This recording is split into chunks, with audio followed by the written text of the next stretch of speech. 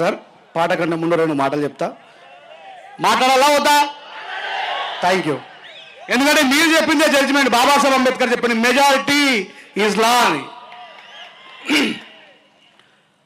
జాగ్రత్తగా గుర్తుపెట్టుకోవాల్సినటువంటి ఒక విషయాన్ని మీ అందరి మనసులో సుస్థిరపరిచిపోవాలనే నేను ఇక్కడి వరకు వచ్చాను. నా మీద మా క్రాంతికి తెలుసు, చాలామందికి తెలుసు. బ్రాహ్మణీయ వ్యవస్థను విమర్శించగానే క్రిస్టియన్ అని ముద్ర వేశారు. బ్రాహ్మణీయ వ్యవస్థను విమర్శించగానే క్రిస్టియన్ అని ముద్ర వేశారు. ఈ సందర్భంగా నేను అడుగుతున్నా, ఈ దేశంలో కానీ ప్రపంచంలో కానీ క్రైస్తవుల వల్ల జరిగిన నష్టం ఏంటో తేల్చి చెప్పాలి నా కొడకల్లారా. ఈ రాష్ట్రంలో కానీ ఈ దేశంలో కానీ మాకు విద్య రాకున్న ముందు, హక్కులు లేకున్న ముందు, చదువు రాకున్న ముందు ఈ దేశంలో ముందుగా క్రైస్తవ్యాన్ని స్వీకరించిన ఈ రోజు క్రైస్తవ బానిసలని మీరు మాట్లాడుతున్న ఆ బానిసలు ఈ దేశంలో బ్రాహ్మణులే. రెడ్డిలు క్రైస్తవం స్వీకరిస్తే బాధలేదు, చౌదరి వాళ్ళు క్రైస్తవ్యం స్వీకరిస్తే బాధలేదు.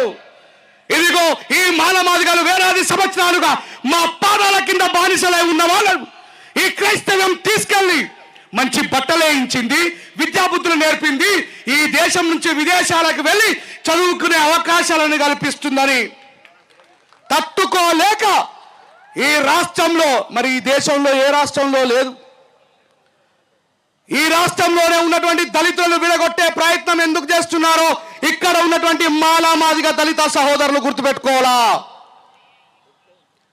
మనం క్రైస్తవ్యంలోకి వెళ్ళినా, మనం ఇస్లాంలోకి వెళ్ళినా, మనం దేంట్లోకి వెళ్ళినా దళితులు కేవలం బానిసలుగానే బతకాలనేటువంటి ఆలోచన విధానం వాళ్ళలో ఉంది.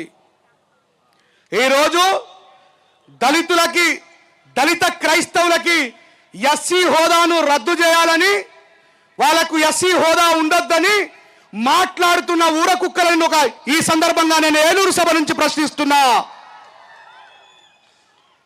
ఏం చేసిండ్రు ఈ దళితులు? ఏం చేసిన మనం ఈ దేశానికి కలిగించిన నష్టం ఏమిటి? అక్కడికి వెళ్ళి ఈ సందర్భంగా ఇట్లా మాట్లాడుతున్న దళితుల మధ్య ఉన్నటువంటి వైరుధ్యాలు రేపడానికి రెంజర్ల రాజేష్ వచ్చిందని చెప్పి మీరు అనుకోకండి. నేను మీ కుటుంబ సభ్యుని, మీ రక్త సంబంధికుని కాబట్టి, మీ బాధని నా బాధ అనుకున్నా కాబట్టి ఇక్కడ దాకా వచ్చినా గుర్తుపెట్టుకోండి. ఈ సందర్భంగా ఒక మాటని గుర్తు చేస్తా ఉన్నా. ఈ మాట కొద్ది మందికి నొచ్చినా సరే, రెంజర్ల రాజేష్ అనేటోడు మోటుగా, ఘాటుగా, సూటిగా నిజాన్నే మాట్లాడతాడు. అయ్యా, విజయవాడలో ముస్లిం సహోదరులకు అన్యాయం జరిగినప్పుడు, ఎన్ఆర్సీ తీసుకొని వచ్చినప్పుడు మనమందరం ముస్లిం సహోదరులకు మద్దతుగా ఉన్నామా లేదా? గట్టిగా చెప్పండి. ఢిల్లీ నడిబొడ్డున పంజాబీ రైతులకు అన్యాయం జరిగితే మనం రైతుల పక్షాన నిలబడ్డామా లేదా? ఇగో దళితులలో ఉన్నటువంటి ఈ తెగింపే వాళ్లకు నచ్చడం లేదు. దళితులలో ఉన్న ఈ తెగింపే వాళ్లకు నచ్చడం లేదు. కానీ నా దళిత సహోదరులారా, మీరు మంది కోసం తెగించేటువంటి సాహసోపేతాన్ని మనపై జరుగుతున్న అన్యాయాన్ని తెగించడంలో విఫలమవుతున్నారు, గుర్తుపెట్టుకోండి. ఈ సందర్భంగా రఘురామరాజు, అదే నాయన పేరు, అయ్యా రఘురామరాజు గారు, మీరు రాజుల కుటుంబంలో పుట్టిన బానిసని చెప్తున్నా. మిమ్మల్ని రాజుకు ఉండాల్సిన లక్షణాలు మీకు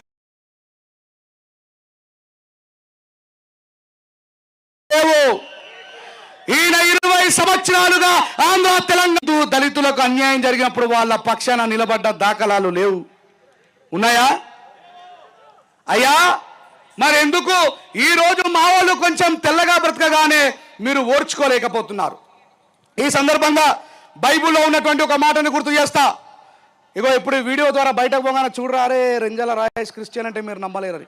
ఒరే పిచ్చినా కొడుకులారా, వేద ఇతిహాసాలు చదివినా, ఖురాన్ చదివినా, భగవద్గీత చదివినా, బాబాసాహెబ్ చెప్పిండు కాబట్టి బైబుల్ కూడా చదివిన. యోహాను సువార్త 2వ అధ్యాయం 13వ వచనం నుంచి 16వ వచనం వరకు గుర్తు చేసుకోండి. యేసు ప్రభు వారే సాక్షాత్తు, ఎవరు? యేసు ప్రభుల వారే సాక్షాత్తు తన తండ్రి మందిరాన్ని వ్యాపార కేంద్రం చేస్తే కొరడా పట్టుకొని కొట్టిండు, గుర్తుపెట్టుకోండి.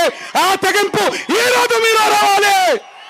క్రైస్తవులంటే కొడితే కొడి చేస్తారు, తిరగబడలేరు, దయగల రాజా గొప్ప దేవుడా మహోన్నతులని ప్రార్థిస్తారు, 4 గోడల మధ్యలో కన్నీళ్లు పెట్టుకుంటారనే క్రైస్తవ్యాన్ని కాసేపు పక్కన పెట్టండి మిత్రులారా. సాక్షాత్తు మీరు దైవమని భావిస్తున్న యేసు ప్రభువుల వారే కొరడా బట్టి కొట్టి తన తండ్రి మందిరాన్ని సుస్థిరపరిచిండ్రా లేదా?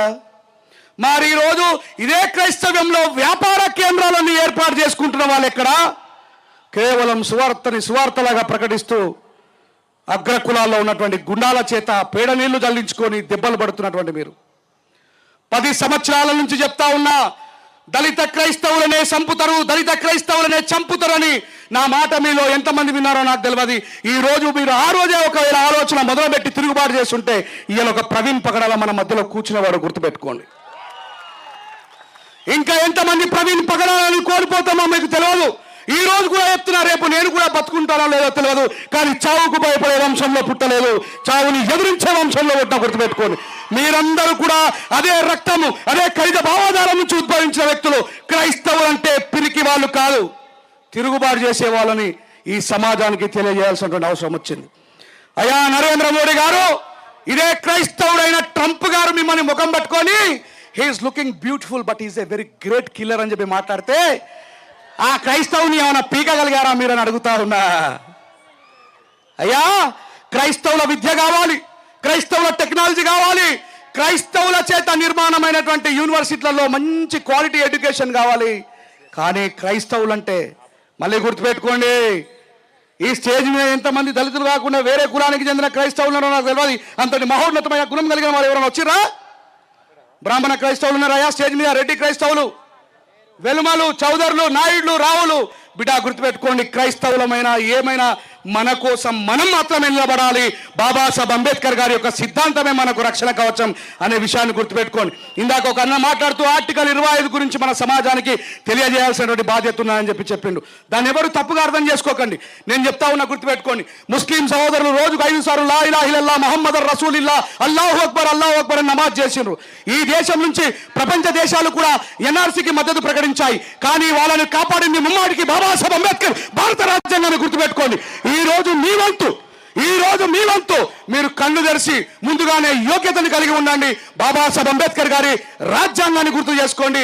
రాజ్యాంగం గురించి ఖచ్చితంగా చర్చిలలో చదివించండి. దాడులు దళిత క్రైస్తవుల మీద జరుగుతున్నాయా, వేరే వాళ్ళనే జరుగుతున్నాయా? చెప్పండి గట్టిగా. చివరి వరకు నారా చంద్రబాబు నాయుడు గారు మా వాళ్ళకి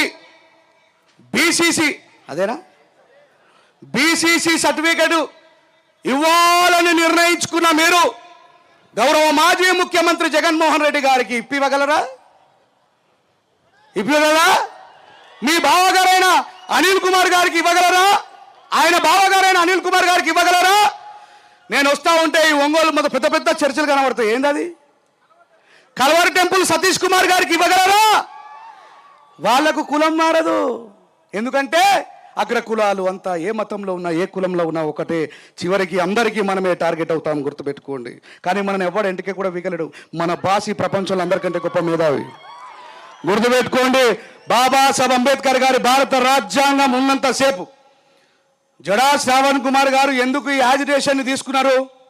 ఎందుకంటే ఆయన జ్యుడిషియరీ డిపార్ట్మెంట్కి సంబంధించినటువంటి న్యాయశాస్త్రాన్ని చదివింది కాబట్టి నా సమాజానికి జరుగుతున్న అన్యాయం తెలియదు. ఈ దేశానికి ఎప్పటికైనా సుప్రీం భారత రాజ్యాంగమే, ఆ రాజ్యాంగంలో మనకు రక్షణ కవచం ఉందని చెప్పేసి ఆయన ఇచ్చిన పిలుపు మేరకు వచ్చిన మీరందరికీ కూడా హృదయపూర్వకంగా జై భీములు తెలియజేస్తా ఉన్నా. This is start. ఇది ముగింపు కాదు, ఇది మొదలు.